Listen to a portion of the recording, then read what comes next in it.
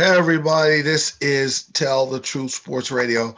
I'm back here. I wanted to do something different with my show. I want to do a part one covering the first two games of the Clippers Suns, and then part two, I talked about game three, and then with the Bucks was the exciting game one, Bucks and Hawks, and then my part two was the return match in game two.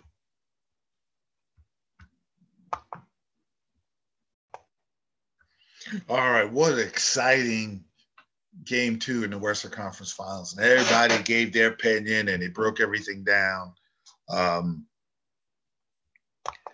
Let me give you my take of what happened in the Western Conference Finals, game two. It was a great battle. The Suns played really well. They did a good job of chasing the Suns off the 3-point line, but Clippers off the 3-point line, but the Clippers made 14 3-point shots. But the Suns were able to hang on and win this game. I'm going to tell you why they won the game. It was not easy. The Suns battled, they hustled, they got the loose balls, they got the rebounds. Cameron Payne was outstanding, 29 points and 9 assists, and they can't stay in front of him. Every time the Clippers would make a big three, a dagger three, here come Payne scoring, driving in the lane, making a point, driving in the lane, or driving in the lane, giving the ball to Ayton, who was big time with 24 points and 14 rebounds. And Booker wasn't his best self. He had 20, but he made a big shot at the end, but Saric gave you 11, and Cameron Johnson was 5 of 5. So that kept them afloat, and it got them the lead. But the Clippers just kept clawing back because of the way they shoot the three. They're relentless with the way they come after you with the 3-point shot. They're one of the best. They're not Golden State, but they're one of the better 3-point shooting teams I've ever seen. And in that fourth quarter, they fought like heck. Cameron Payne does a layup, 105, 100, 134 left. Kennard makes a 15-foot pull-up shot. George hits 2 free throws. George comes back and scores on a beautiful running layup. And then Booker hits a tough shot over Beverly, who did play good. He played really good defense on Booker, bothered him. Beverly plays 2 types of defense. He plays really good defense where he can get steals and get up on you, or he plays idiot defense where he's getting technicals and acting stupid. He was somewhat disciplined, and he played good, solid defense. He got a steal. So after Paul George makes a pull-up jumper, he gets a steal, balls off of Booker, and then the infamous 2 missed free throws by Paul George. And I was thinking, when Paul George got fouled, I said, oh, he'll make these, because he was good in the fourth quarter. They get on him about being pandemic P and all that stuff, but he's been good when it mattered, but he missed those 2 free throws, and that opens up that Pandora's box to question his ability, even though he had a good fourth quarter. And then the play. And this is where nobody talks about the play. Mikal Bridges, who misses a 3-point shot, and the ball goes out of bounds. If you're the Clippers, when he takes that shot, you have to secure that rebound. There was a guy on the air stupidly talking about, well, it's cheated and the ball went out on Ayton. It's hard to tell where the ball went out. Forget that. And of course, you're supposed to make the free throws if you're Paul George. But if you're the Clippers, you got to figure out how to secure that rebound, and the game is over. And you never have to worry about the next play where Ayton catches the ball. Cousins looked lost on trying to defend the inbound, where Crowder throws a beautiful pass to Ayton. They're talking about whether he grabbed Zubac. Nobody's going to call that, number one. Number two, it's a bang-bang play. Everyone in the stands, the referee, everybody's looking at the play. So now maybe they'll pay more attention to that in the future. Okay, but anyway, when Aiden caught the ball and dunked it, I didn't know the rule. I'm supposed to be the guy that does a sports show called Tell the Truth Sports Radio. I'm going to tell the truth. I didn't know the rule that if you throw the ball, even if it's in the cylinder, you can catch it and dunk it on an inbounds. Because I was like, oh, that's basket interference. Game's over. Clippers won. But then the announcer said, no, even if it's in the cylinder, when you throw an inbound, you could catch it and dunk it. And that's game. And the Clippers really blew a golden opportunity to steal game 2. And then, of course, they came back from Dallas. They came back from Utah. This is a different type of, yeah, they could come back because they're going to fight and play, ball out in LA. This is different from a couple standpoints. The Suns defend. The Suns have the athletes like the Paul George and Reggie Jackson was going around Dallas defenders, and Kawhi Leonard, they were going around Utah defenders. And they're getting to the basket. They're getting the kickouts to open threes. Morris is nailing threes.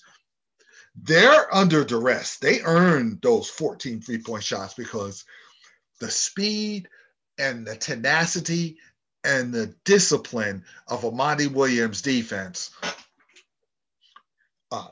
has given the Clippers some problems. But they're so deep, they still made tough shots. Look at this stat line. Paul George, 26. Reggie Jackson, 19. Zubac, 14 and 11 rebounds. Moore, 7 points, 5 rebounds. Even Beverly had 6 points. Kennard, off the bench, 10 points. Rondo played a really good game, 8 points and 4 assists. Terrence Mann, 8 points. And you don't win? And now, I don't think it'll happen, but what if the Clippers get called from 3? There'd be curtains. But like I said, they're going to come back. They know they've been down. But, you can only go to the O2 well so many times. And Chris Paul comes back. And if Chris Paul is not weak from the coronavirus, and he doesn't get in Cameron Payne's way, the Suns will get a game in LA. If he doesn't mess Cameron Payne's flow, because Cameron Payne is going, I think Ty Lue might have to put Beverly on Payne to bother the head of the snake. I understand he bothered Booker, but they'll adjust. Booker, he doesn't have Booker's number. What they'll do is have Booker come off a higher screen and then make Beverly chase, and then he raises up on Beverly because Beverly's not tall. He could raise up on Beverly instead of having him play the point, and Beverly could bother him. Now that Paul's there, you're going to have to put Beverly on Paul. If you put Beverly on Booker, I think they're going to, between games, they're going to make an adjustment. They're going to deal with the Beverly problem. But what Ty Lue might do is just tell Beverly to bother Chris Paul and act stupid and try to get under his skin, talk and try to steal the ball and bother Payne. Maybe idiot ball might work against Payne. Maybe you put him on Payne and say, listen, just cover him 90 feet and take him out of his rhythm because he is torching the Clippers. He's going around the Clippers. He's shooting over the Clippers. He's dropping dimes on the Clippers. That's a problem. But they got a Payne problem. But Chris Paul is so desperate. He's 2 wins away from the NBA Finals. Finally, the ultimate respect. Two games from getting to the finals and possibly winning it. And I don't think it's going to happen. But if the Suns win and the Hawks win, that's a heck of a NBA final. Trae Young versus Payne and Paul and Booker and Herter. And then Ayton versus a good defender in Capella. Like one can only dream. That's a tall task trying to beat the bigger Bucks team for the Hawks. But if Paul is healthy and energetic and in the flow, doesn't mess their flow up, the Suns could get two games out of these next 4.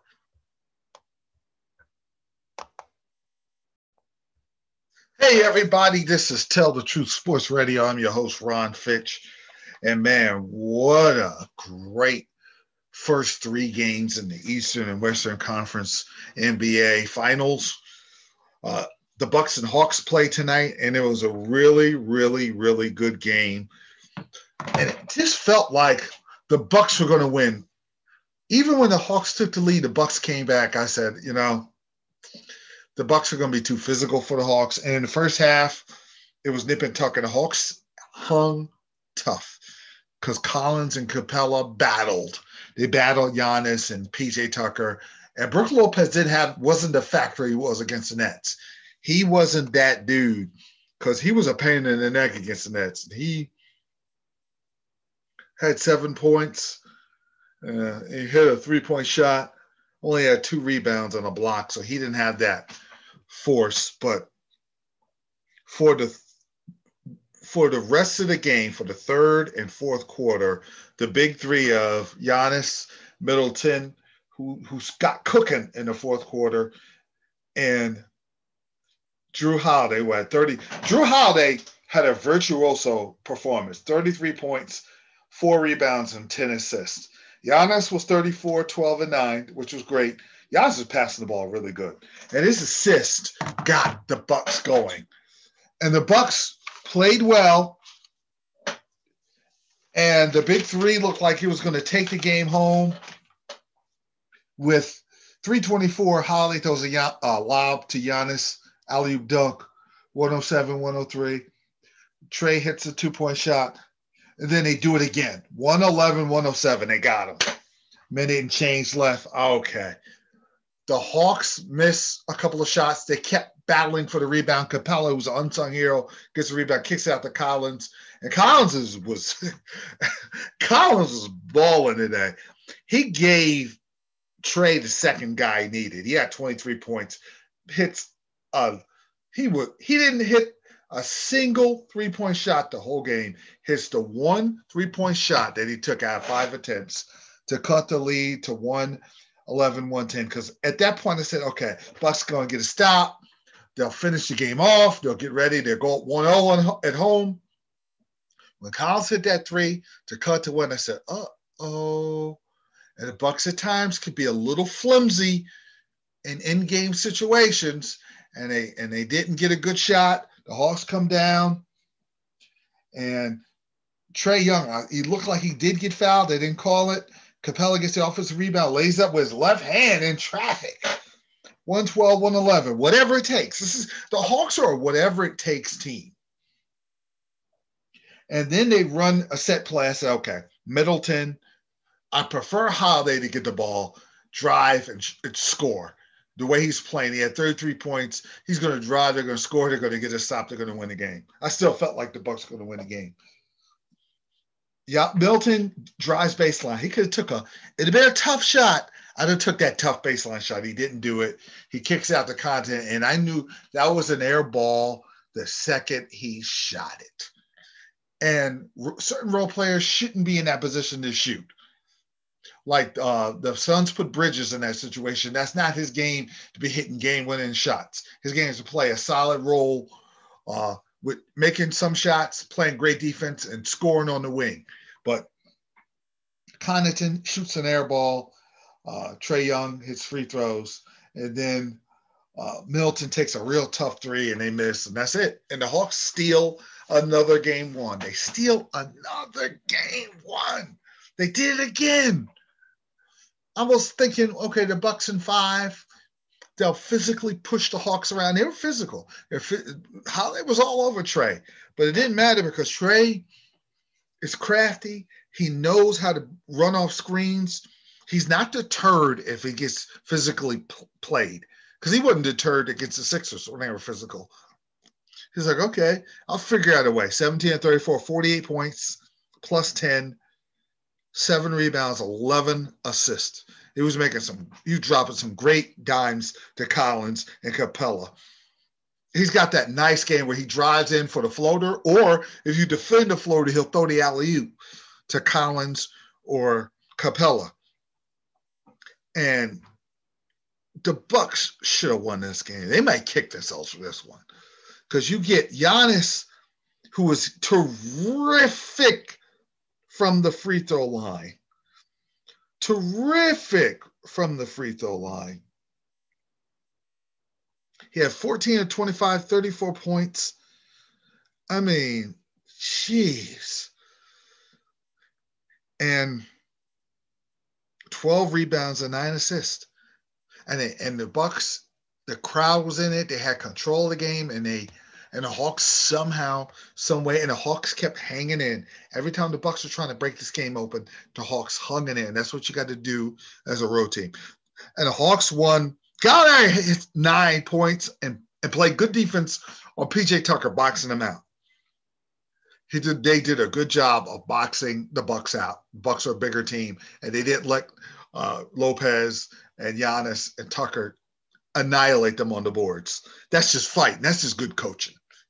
And Nate McMillan's coaching his behind off. And it's a bit of a coaching edge to Atlanta on this.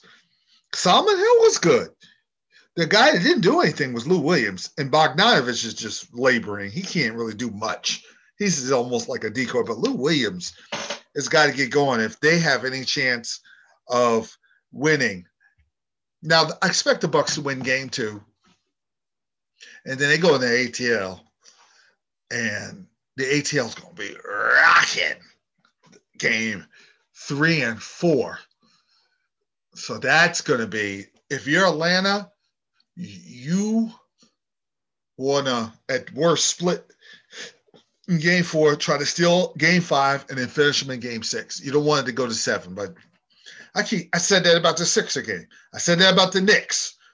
And they went to 7 and took the game from the Sixers. So, but the Hawks are better equipped at winning closer games. The Bucks, okay, I want to go to Holiday. Budenholzer doesn't do that. He goes to Connaughton, or he'll go to Giannis taking a crazy. They got away with beating the Nets.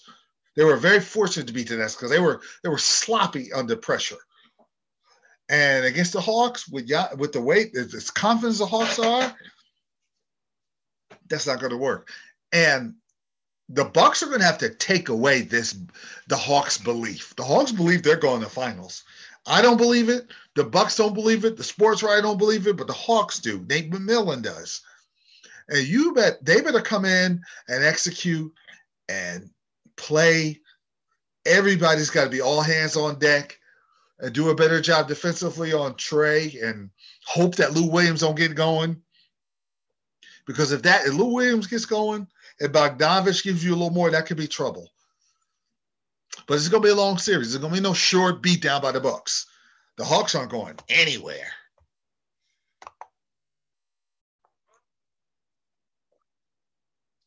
Okay, now this is part 2 of my recap of the NBA playoffs this week. We see where I was right and where I was wrong because you had a game 2 with the Bucks and Hawks. And then I talked about game 3 with the Clippers and Suns after the Suns won the first 2 games. And I wanted to link up my commentary from earlier this week to now to see how accurate I was the first time. So I'm going to link this all up. All right, this is part 2 of my NBA playoffs recap. Boy, what a difference 2 games make with the Suns and the Clippers. Game 3, Chris Paul came back. Cameron Payne got hurt. He twisted his ankle. This is an injury that the Suns better hope is not like going to affect him the rest of the series. He better be close to 100% for game 4. Paul came in. He was a little rusty, but he was solid. They had a 2-point lead, and then the biggest part of this game was the third quarter, 34-21, dominated by the Clippers. Paul George doing what I expected him to do, 27 points, 8 assists, and 15 rebounds. That's what I expect Paul George to do. They talked about his free throws and is he pandemic. I think he overcame all that this year. When he was with Indiana, you got the athletic version of Paul George. Now he's finally comfortable in transition into a solid scoring, still athletic, not as athletic, but more of a cerebral, solid scoring number 1A star, and Kawhi Leonard's a superstar, and Paul George is slightly under the superstar status, but he's a B plus A minus type star. And that's what the Clippers will need because they didn't light it up like they did the first two games, but their defense was a little tighter. They were home, so that home crowd inspired them. But this is what the Suns better correct, or they're going to be in trouble. Zubac had 50 points and 16 rebounds. And Aiden has dominated that matchup, but Zubac got a little get back a little bit because Aiden did have 18 points and 9 rebounds, but Zubac had some big important rebounds in that game. Yeah, he had some important offensive rebounds that just hurt him, and he ended up winning 106-92. Now going forward, if I'm Monty Williams of the Suns, I don't tell my team this, but I talk to my coach staff, say, listen, this team has come back from 2-0. I don't care about Kawhi Leonard not being there. They come back from 2-0 twice. So they're very comfortable in that position. Let's treat this game 4 like it's game 7. We need to get this game. We don't need to give the Clippers the win at home at LA, going back when literally the Suns had to put everything they had into winning those 2 home games. You're going to face a Clipper team that's like, we've been here before. Let's go get game 5 and finish them off in 6. So if you're Chris Paul, I got to see how Cameron Payne is. If you're Chris Paul, you do what you did against Denver in game 4. You make sure you're very, very assertive and very aggressive. If you have to play extra minutes, you do. You do whatever you got to do. If you want to get to the NBA Finals, you win this game. If you don't win this game, it's tricky, even if you're at home, because you're dealing with a super confident Clipper team that just feels like destiny's on their side when they're down 2-0. So tonight's game is huge swing game. Now, even if the Suns win and the Clippers will be like, okay, we gave up a 3-1 lead last year. We can come back from 3-1, but the Suns will be in a better position if they win tonight, and then Chris Paul could smell blood in game 5 and finally get to the NBA Finals. You don't want Chris Paul to have that third win and him with an opportunity to finally get to the finals, because stars smell blood. Like when Draymond Green got suspended and Golden State was vulnerable, LeBron James smelled blood, and it got to game 7, even though it was on the road. He had a dog and Kyrie Irving to make shots, and all he had to do was play D and facilitate and then score when he had to, and that was enough to get him to win, but they smelled blood.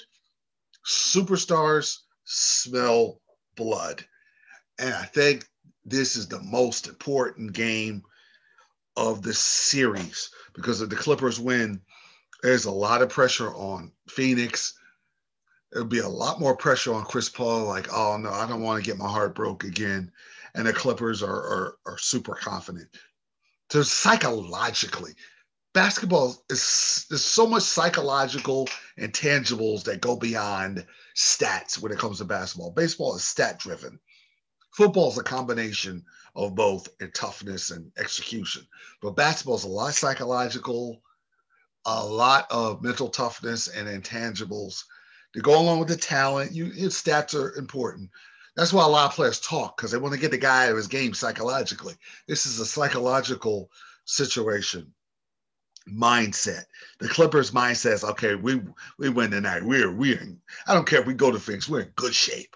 Phoenix wins tonight. We're like, okay, we can close them out in game 5, and we can get Chris Paul his finals appearance he's been dreaming of all his life. So that's the fun part of watching tonight's game. Now, the Bucks versus the Hawks. This is the first time all playoffs the Hawks just didn't show up. They lost to the Knicks, but they fought a little. They fought back and forth. This was a game it was just one of them blag games, because Trae Young was 6 of 16. He had 9 turnovers, and it was mindless turnovers. It wasn't his usual type of game. Maybe it felt like it was just they let down a little after how good they played and how good they felt after beating Milwaukee. But Milwaukee, you're dealing with a bigger, desperate team. And they just overwhelmed, size-wise, they overwhelmed the Hawks. They were up 40 at one point, 103-63 at one point. And Giannis had 25 points and 9 rebounds and 6 assists. And what he does, he's doing pretty good. When he's driving, he's not drawing the charge. He's driving. He's finding players underneath with a good pass or wide open three-point shooters. So he's making pretty good adjustments. What he did, he just said, listen, I'm not making any shots. I can't make the foul line jumper. I can't make the elbow shots. I can't make threes. I was over 3 from 3. I'm just driving. If I get a charge, so what? I'm going to be aggressive all night. I'm going to do the spin move. I'm going to do my sweet finger roll I did. I'm going to overpower you with a dunk. I'm going to get you out and go one-on-one, draw you out, dribble drive, and just be a monster. And that's what he was. And Atlanta had built the wall in game 1 smartly. They let up a little, so they went man-on-man. So Gallinari is guarding him, and there's no help. So he spins on Gallinari easily and scores. And then Holiday is, I tell you, if you have a team, that's the type of guy you desperately want on your team. You win championships with this dude. He had 22 points, but he goes beyond that. The defense, the hustle. And Lopez showed up this time, doing what he does. His threes. He'll score inside sometimes, but he's a spot-up three-point shooter for a 7-footer. And Middleton was good. He was aggressive. And Portis, 8 points. His hustle was big. He was +8. That was important to the Bucks. And people like, before they said, Atlanta can get to the finals. And now after this beatdown of Atlanta, they say, the Bucks are too much. It's neither. It's all about what's going to happen the latter part of the series. I think the Bucks split. It's going to be rocking the ATL. The Bucks still won. The Hawks beat them up in one of those games. Game 5 is going to be huge. It's going to be a tight game. Can the Bucks get that? The Bucks get that. They'll get beat up in game 6, and then it'll be a game 7 to go to the NBA Finals. If the Hawks win game 5, they're gonna win.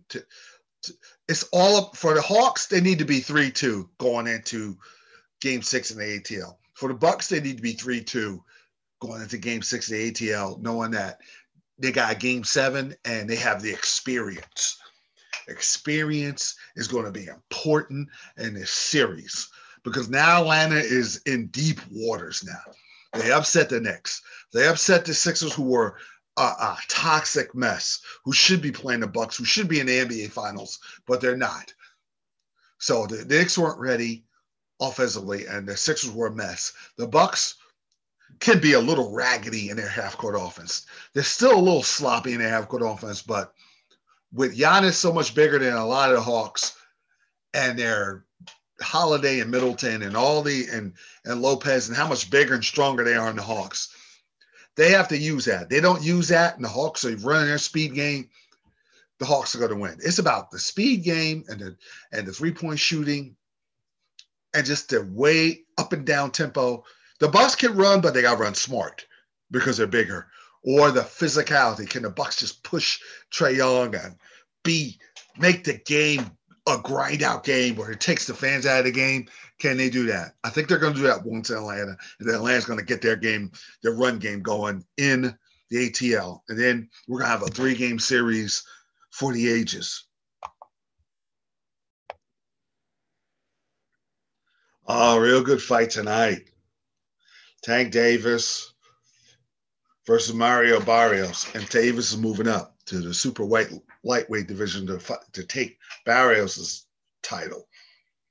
And Tank he'll fight anybody. Tank will fight a heavyweight champ if you put him in the ring. This is a tough Baltimore kid who can hit. And this one guy sparred him and said he was a super middleweight, light heavyweight. He said he sparred him and he hits like a light heavyweight. And I can see and he's not super tall because I met Tank. I was covering the Porter Berto fight and Tank was there and well, he's thick for a short guy, and he's just a tough guy. But this guy Barrios is. I look at the way, and he's so much taller. Solid. Uses his size pretty good. He's going to need his jab. Hits hard. This is a challenge for Tank. You know, I've seen Tank get hit, but Tank just every time I've seen Tank get hit, he walked right through Santa Cruz. He walked right through and just put him to sleep. He doesn't care about getting hit, but this time he's going to have to come in a little more smarter because the guy's bigger and stronger. I don't want to say stronger, bigger, and he can punch really good. The one thing Tank could take advantage of, because this kid has 17 knockouts. Tank is 24-0 with 23 knockouts. Okay. He only had one bad performance. He went the distance and beat the guy up. He didn't knock him out. Tank is really locked in. And Barrios can be flat-footed. And I watched the Showtime special on both fighters, and I saw his trainer show the flaw in film that he can be a little flat-footed and he's open to the left hand. But I think Barrios' camp has got to be cognizant of Davis's signature punch, the uppercut left that he knocked Cruz out. I've seen him knock guys out, knock them down, hurt them badly. They have to be prepared for that. So I wonder if Davis does a fake left hook feint and hits him with a flush right hand. I wonder if they know that Barrios knows that. So it's a game within a game. So I can't wait for this fight to happen.